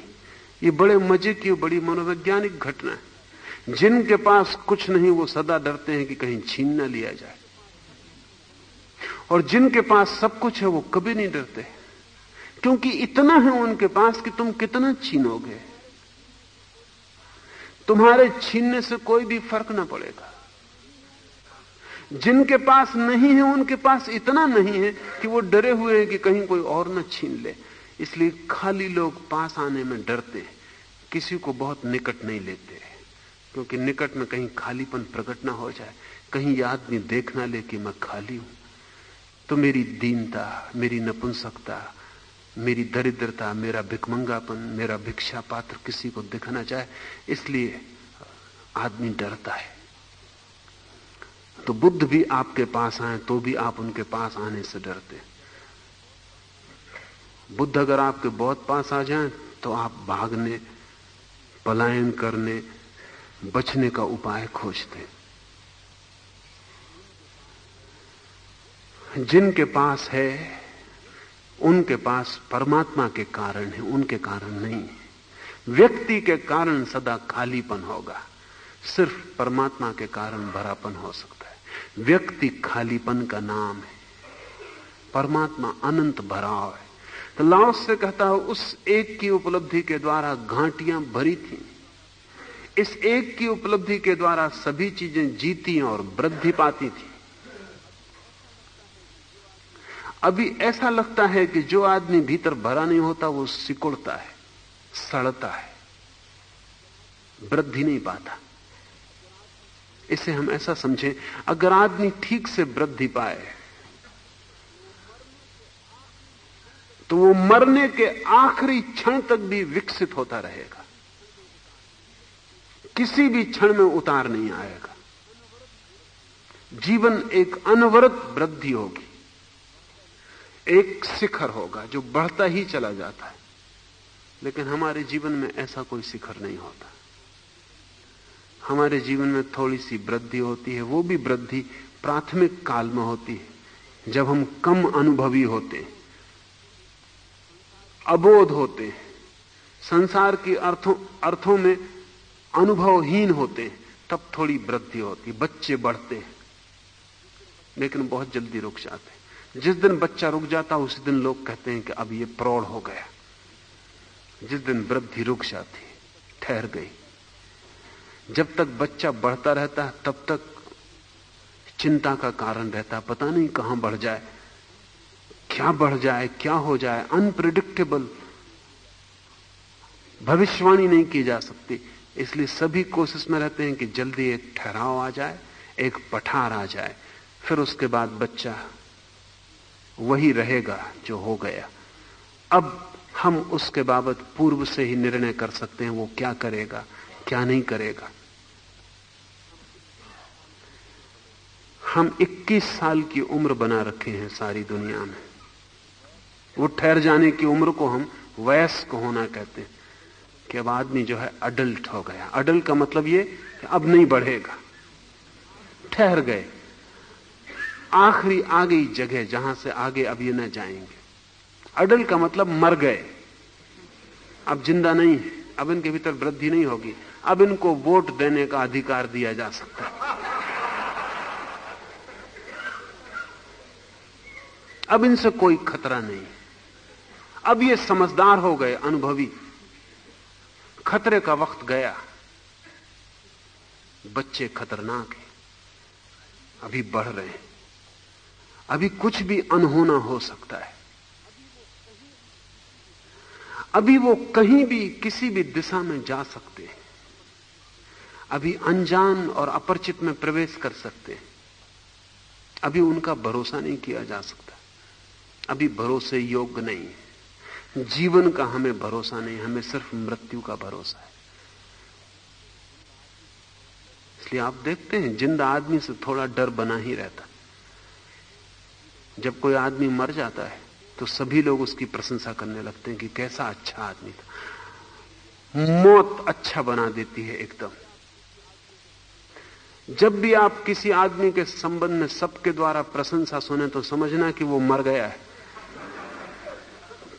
मरे आदमी की कोई निंदा नहीं करता, क्योंकि अब इससे खतरा ही नहीं है, अब इससे कोई लेना देना ही नहीं है। इसलिए लोग कहते हैं अब मरे की क्या आलोचना कर रहे हो। आलोचना तो जिंदा की, और जितना जिंदा हो उतनी ज्यादा आलोचना। मरा एकदम अच्छा हो जाता है। मैंने सुना है कि एक बार ऐसा हुआ कि गांव में एक आदमी मरा। वो इतना बुरा आदमी था और गांव भर को उसने इस बुरी तरह परेशान कर रखा था कि गांव के सभी नेतागण चिंतित थे कि उसके मरने पर वक्तव्य क्या दें, क्योंकि उसको अच्छा कहना असंभव ही था। जाहिर इतना बुरा आदमी था कि बहुत खोज करके भी कुछ न पाया जा सका कि उसकी प्रशंसा में बोलना तो पड़ेगा ही।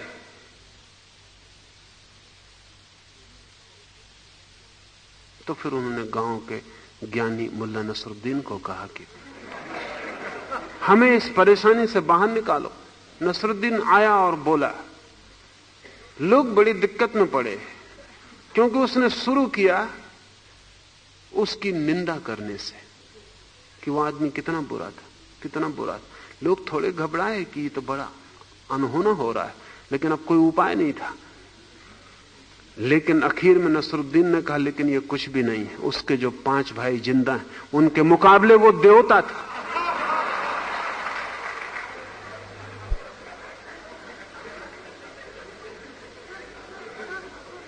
उसने कुछ रास्ता निकाल ही लिया। मरे आदमी की प्रशंसा करनी ही चाहिए। मरते ही आदमी के बाबत हम निश्चिंत हो जाते, अब उसकी कोई संभावना ना रही। लाओस से कहता है, तब एक की उपलब्धि थी, सभी चीजें जीती और वृद्धि पाती थी, कोई भी मृत ना था। इसका मतलब नहीं कि कोई मरता नहीं था, लेकिन कोई भी मृत होकर जीता नहीं था, मरा मरा नहीं जीता था। जब जीता था तो पूरी तरह जीता था, जब मरता था तो पूरी तरह मरता था। पूरी तरह जीने का भी एक आनंद है, पूरी तरह मरने का भी एक आनंद है। पूर्णता में सदा आनंद है। हम कुनकुने कुनकुने जीते हैं और कुनकुने कुनकुने मरते हैं। न तो मरने में कोई रस है और न जीने में कोई रस है। जीते हैं ऐसे कि किसी तरह जी रहे हैं, और मर भी इसी तरह जाते हैं, क्योंकि जिसकी जिंदगी कुनकुनी है उसकी मौत महिमापूर्ण नहीं हो सकती। उसकी मौत घटना नहीं है, उसकी मौत एक सड़न है, क्रमशः वो मरता जाता है, मरता जाता है, मरता जाता है। उसकी मौत एक क्रमिक बात है। लेकिन जो ठीक से जीता है, पूरी तरह जीता है, उसकी मौत एक घटना है, एक क्रांति है। जीवन से तत्क्षण वो एक छलांग लेता है दूसरे लोक में। उसकी मौत एक लंबा विघटन नहीं है, उसकी मौत एक अत्यंत तीव्र घटना है। और जिन लोगों ने जीवन को गहराई से जाना है, वो कहते हैं जीवन से भी बड़ा सौंदर्य मौत का है, क्योंकि वो परम विश्राम है। लेकिन वो उसी व्यक्ति के लिए परम विश्राम है जिसने जीवन को उसकी पूरी तीव्रता में जिया हो, जिसको जीवन को उसके पूरे अर्थों में, बिना कुछ कांटे छांटे, सब दिशाओं में, सब भांति जिया हो। अल्लाह से कहता है, जब उस एक की उपलब्धि थी, सभी चीजें जीती और वृद्धि पाती थी। इस एक की उपलब्धि के द्वारा राजा और भूमिपति लोगों के द्वारा आदरित थे। वो आदर जो सम्राटों का था, उनकी शक्ति का आदर नहीं था। सम्राटों का आदर उनकी शांति का आदर था। सम्राटों के प्रति जो सम्मान का भाव था, वो उनकी सैन्य शक्ति और जिसमें कि लाओस से बात कर रहा है, उस अति प्राचीन क्षणों की, जब सम्राट कोई भीतर की मालकियत के कारण था। राम, तो राम के प्रति जो आदर लोगों को रहा होगा, वो कोई राजा के कारण नहीं था कि वो राजा थे। राजा होना गौण घटना थी, राम का होना ही अपने आप में मूल्यवान था। राजा थे, ये राम होने के कारण उस राजा होने में भी गरिमा थी। लेकिन राजा होने के कारण राम में कोई गरिमा नहीं थी। कितने राजा हुए, लेकिन राजा राम को लोग याद करते हैं, राजाओं को तो भूल गए। कुछ महिमापूर्ण था जो आंतरिक बात थी, उससे उनका सिंहासन भी आलोकित था, वो दूसरी बात है। लेकिन सिंहासन से राम आलोकित नहीं थे। तो लाओस से कहता है, उस एक की उपलब्धि के द्वारा राजा और भूमिपति लोगों के द्वारा आदरित थे। इसी तरह उनमें से प्रत्येक ऐसा हो उठा था। प्रकाश के बिना स्वर्ग हिलने लगेगा। Without clarity the heavens would shake. प्रकाश के बिना, बोध के बिना, प्रज्ञा के बिना स्वर्ग हिलने लगेगा, वो जो सुख है कंपित हो जाएगा, वो जो जीवन का महासुख है विकृत हो जाएगा, टूट जाएगा। स्थिरता के बिना पृथ्वी डोल उठेगी और उस सुख में ही स्थिरता होती है, भीतर सब ठहर जाता है। सुख के क्षण का अगर आपको अनुभव हो तो आप कह सकते हैं कि किस तरह का ठहराव आ जाता है, जैसे कहीं कोई गति नहीं होती। नदी बहती जरूर है लेकिन कोई शोरगुल नहीं होता, कोई लहर नहीं उठती, कोई कंपन नहीं होता, सब ठहरा हुआ होता है। आनंद के क्षण ठहरे हुए क्षण होते हैं, समय ही समाप्त हो जाता है। अगर हम समय की ठीक ठीक व्याख्या समझना चाहें तो समय दुख का पर्यायवाची है। जितना दुख होता है उतना लंबा समय मालूम होता है। अगर घर में कोई मर रहा हो और रात भर आपको उसके बिस्तर के पास बैठना पड़े तो रात कितनी लंबी मालूम पड़ेगी। अनंत शुरू होगी और ऐसा लगेगा अंत नहीं आ रहा। जब भी दुख होता है तो समय बहुत लंबा हो जाता है, जब सुख होता है तो समय सिकुड़ जाता है, छोटा हो जाता है। इसलिए दो प्रेमी रात भर भी मिलते रहें तो भी सुबह विदा होते वक्त उनको लगता है कि बस क्षण भर, क्षण में रात बीत गई।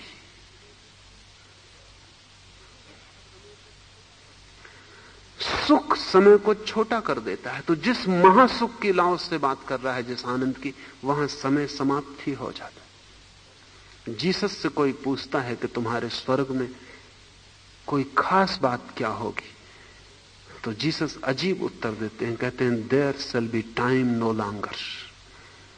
वहां समय नहीं होगा, ये खास बात होगी। वहां कोई गति ना होगी, चीजें ठहरी होंगी जैसे शांत झील पर एक भी तरंग नहीं है। सुख में आदमी ठहर जाता है।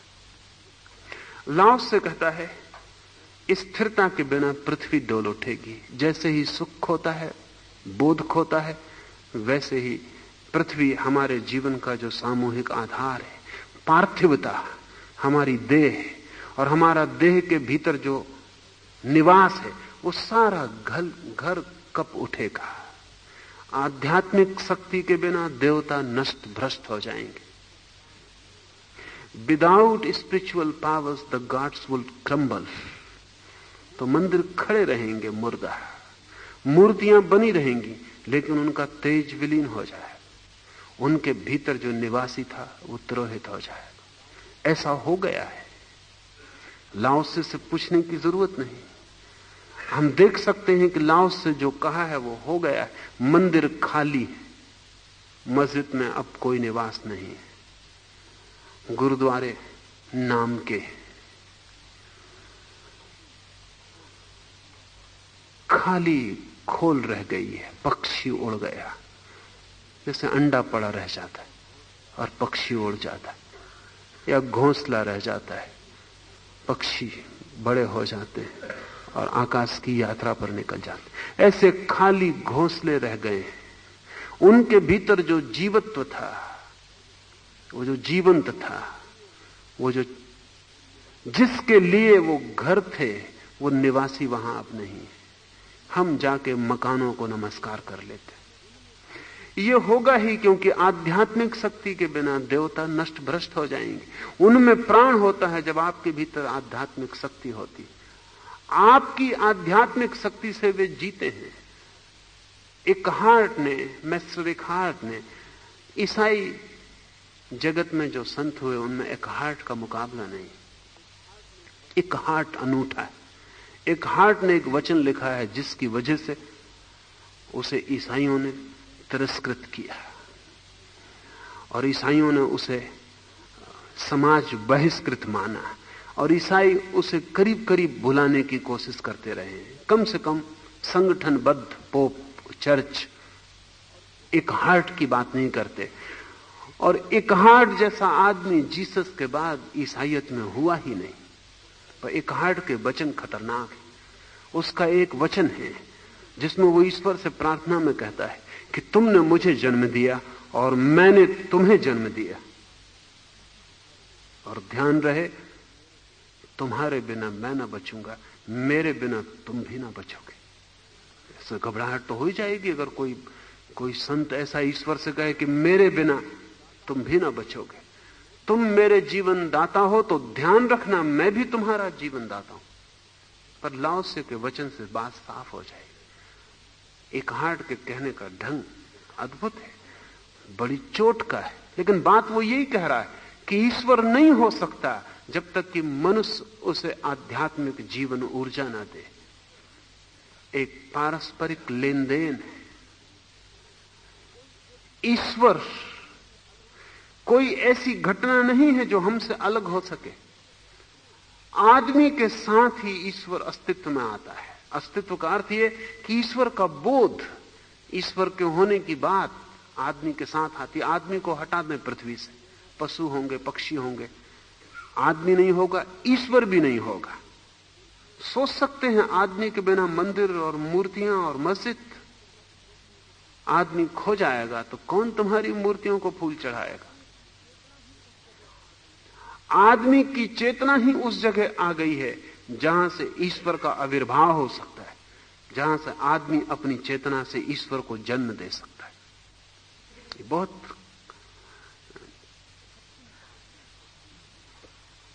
कठिन बात है ख्याल में लेना। इसलिए जब भी ईश्वर खो जाता है तो उसका अर्थ है आदमी की चेतना नीचे गिर गई, क्योंकि उस ऊंचाई पर ही वो दिखाई पड़ता है। जहां आप ईश्वर को जन्म दे सकते हैं वहीं वो दिखाई पड़ता है।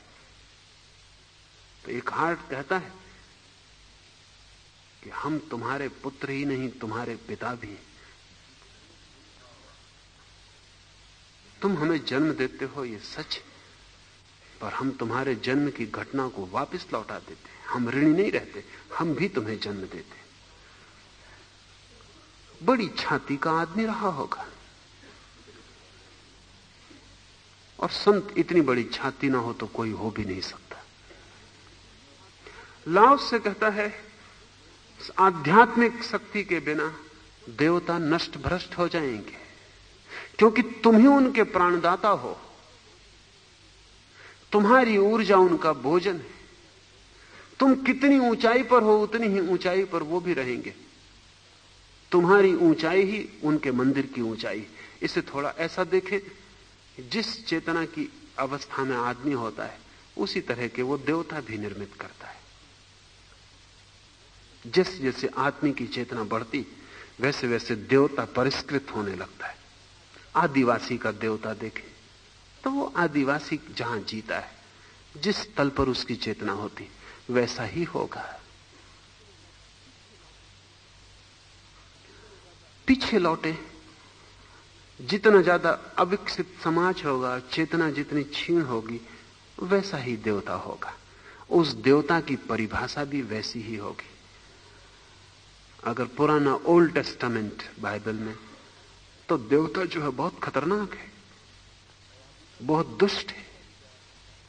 दया भी करता है, लेकिन उन पर ही दया करता है जो उसके अनुगत है। सशर्त उसका प्रेम है, और नाराज इतने जल्दी होता है, और जब नाराज हो जाता है तो बिल्कुल विक्षिप्त व्यवहार करता है, नष्ट कर देता है गांव के गांव, पृथ्वी को डुबा देता है पानी में, क्योंकि लोग उसकी पूजा और प्रार्थना नहीं कर रहे। इसका ईश्वर से कोई लेना देना नहीं। जिन लोगों ने ये वचन लिखे उनकी चेतना की खबर। ऐसे ही ईश्वर को वो जन्म दे सकते हैं, ये उनकी धारणा है। लौटे पीछे, आपके देवी देवता हैं पुराणों के, उनका चरित्र देखें, उनके काम देखें तो शर्म मालूम होगी कि ये देवी देवता है। ऐसा कोई पाप नहीं जो वो ना करते हो।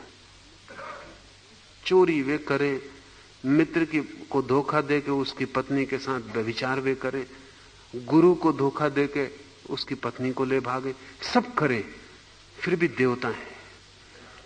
जरूर कुछ कारण होगा। जिन्होंने उनको जन्म दिया उनको कुछ अड़चन नहीं मालूम पड़ी, अन्यथा वो इनको काट छांट कर देते। उनको ठीक लगा थोड़ा लौटे। युधिष्ठिर को हम धर्मराज कहते हैं।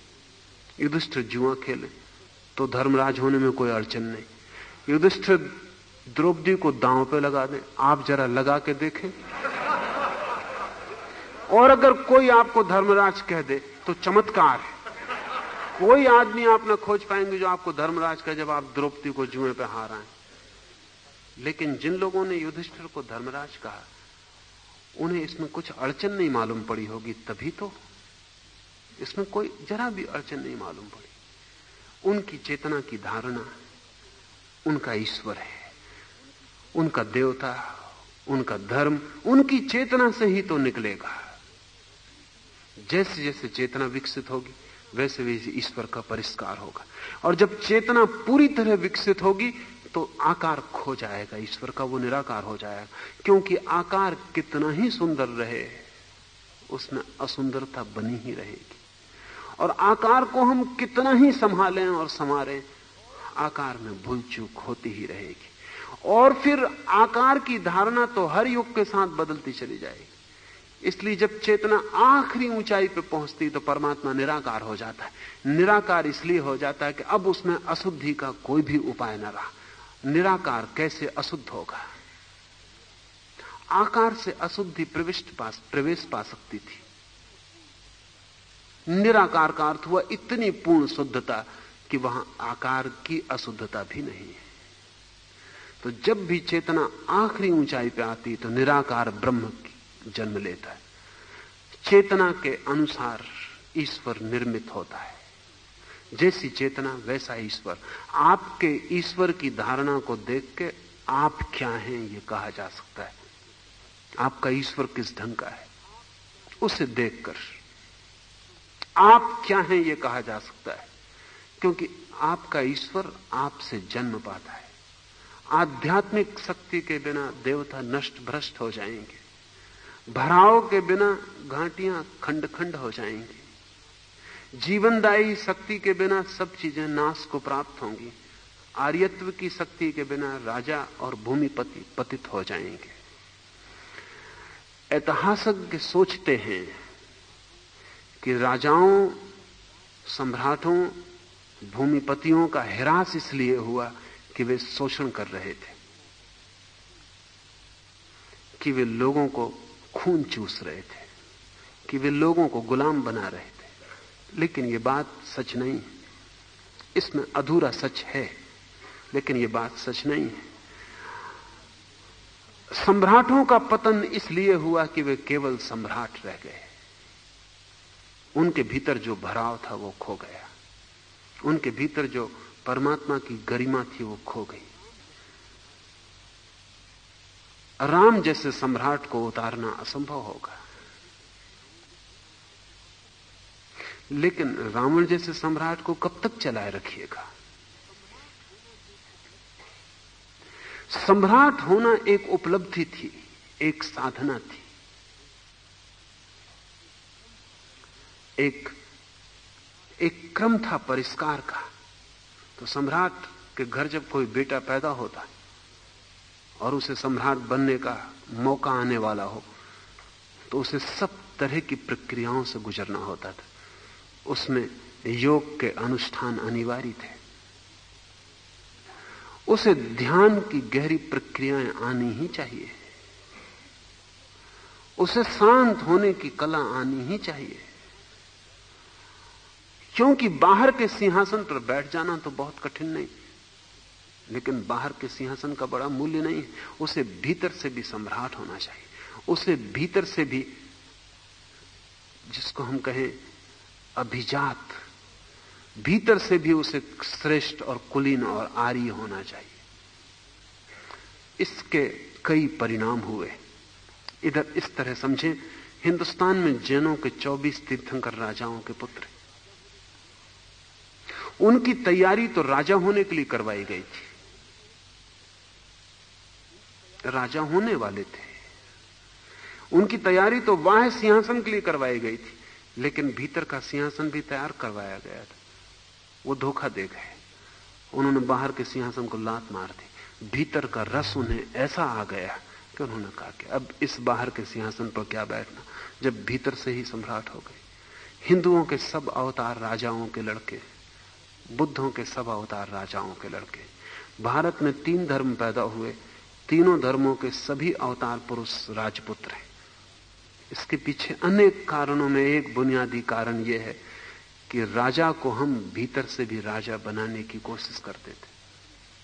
कभी कभी हमारी कोशिश इतनी सफल हो जाती थी कि वो आदमी भाग ही जाता था।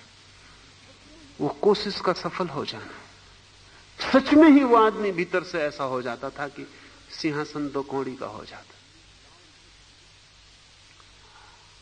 लाओ से के शिष्य ली तजू ने कहीं कहा है कि राजा होने का अधिकारी वही है जिससे राजा होने की वासना न रह जाए। सिंहासन पर बैठने का मालिक वही है जिसके लिए पता ही ना चले कि यह सिंहासन है। तभी आज तो लोकतंत्र है सारे जगत में, उसकी धारणा का बड़ा प्रभाव है।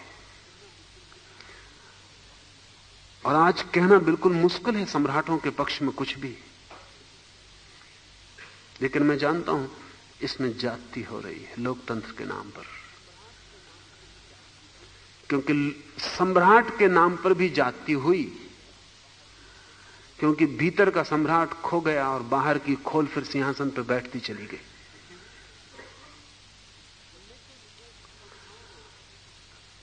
लेकिन एक संभावना कि भीतर से भी हम आदमी को इस ऊंचाई पर पहुंचा सकते हैं जितनी ऊंचाई पर उसे सत्ता पहुंचा देगी, और सत्ता से उसकी भीतरी ऊंचाई सदा ज्यादा होनी चाहिए, तो ही सत्ता का दुरुपयोग ना होगा।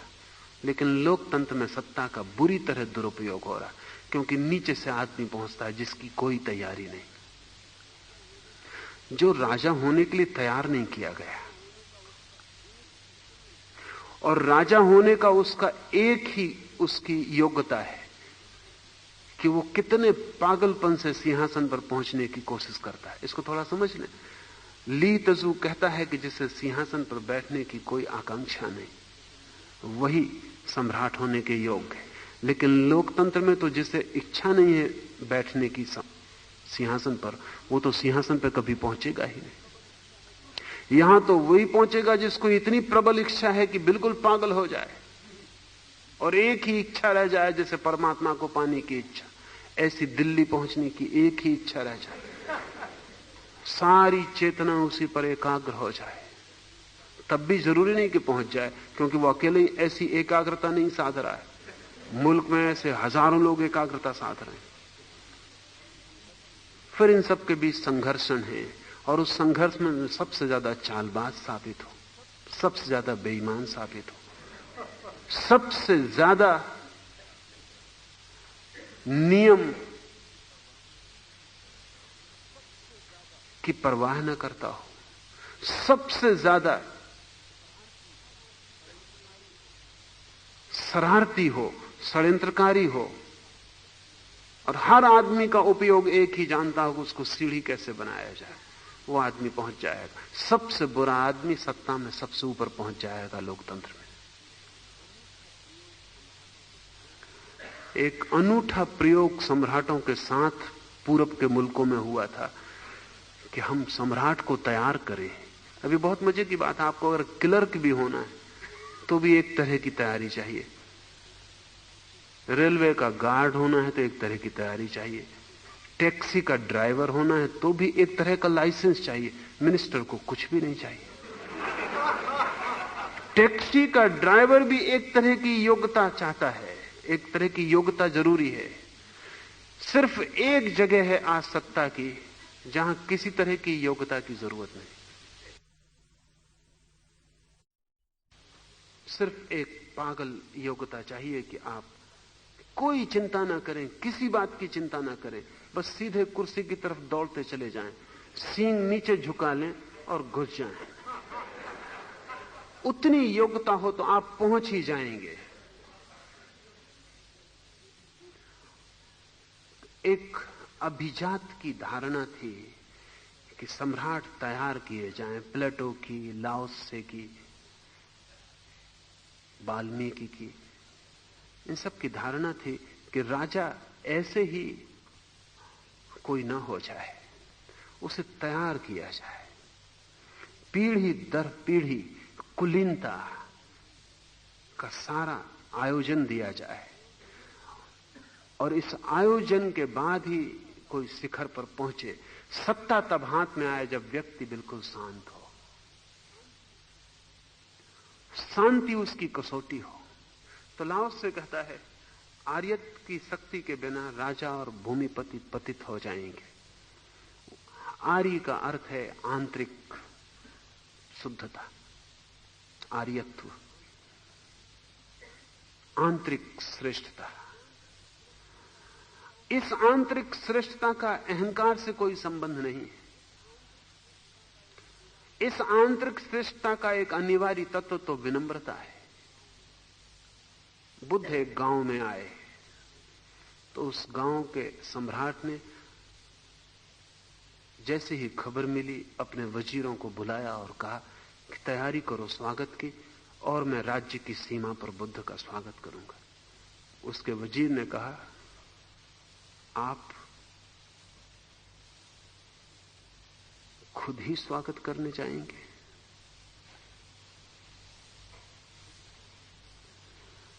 बुद्ध तो एक भिखारी है। एक सम्राट उनके स्वागत को जाए? सम्राट के मन में भी ये बात तो चलती थी कि एक सम्राट भिखारी का स्वागत करने जाए, लेकिन सम्राट डरता था क्योंकि और सम्राटों ने स्वागत किया था आसपास। तो जब वजीर ने यह कहा तो सम्राट कहा कि बात तो तुम्हारी ठीक है, भिखारी के स्वागत को सम्राट के जाने का क्या प्रयोजन। तो वजीर हंसने लगा और उसने कहा कि मेरा इस्तीफा स्वीकार कर ले।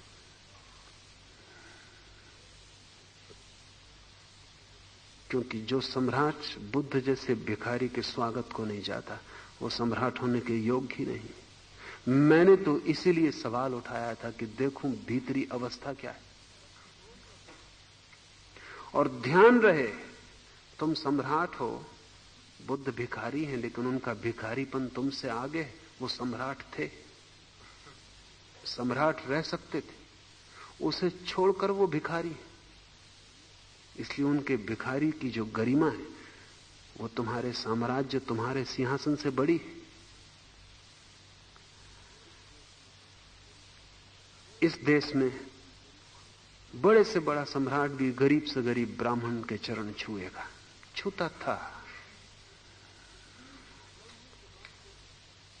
ब्राह्मण के पास कोई सत्ता नहीं थी, ब्राह्मण सदा का फकीर था,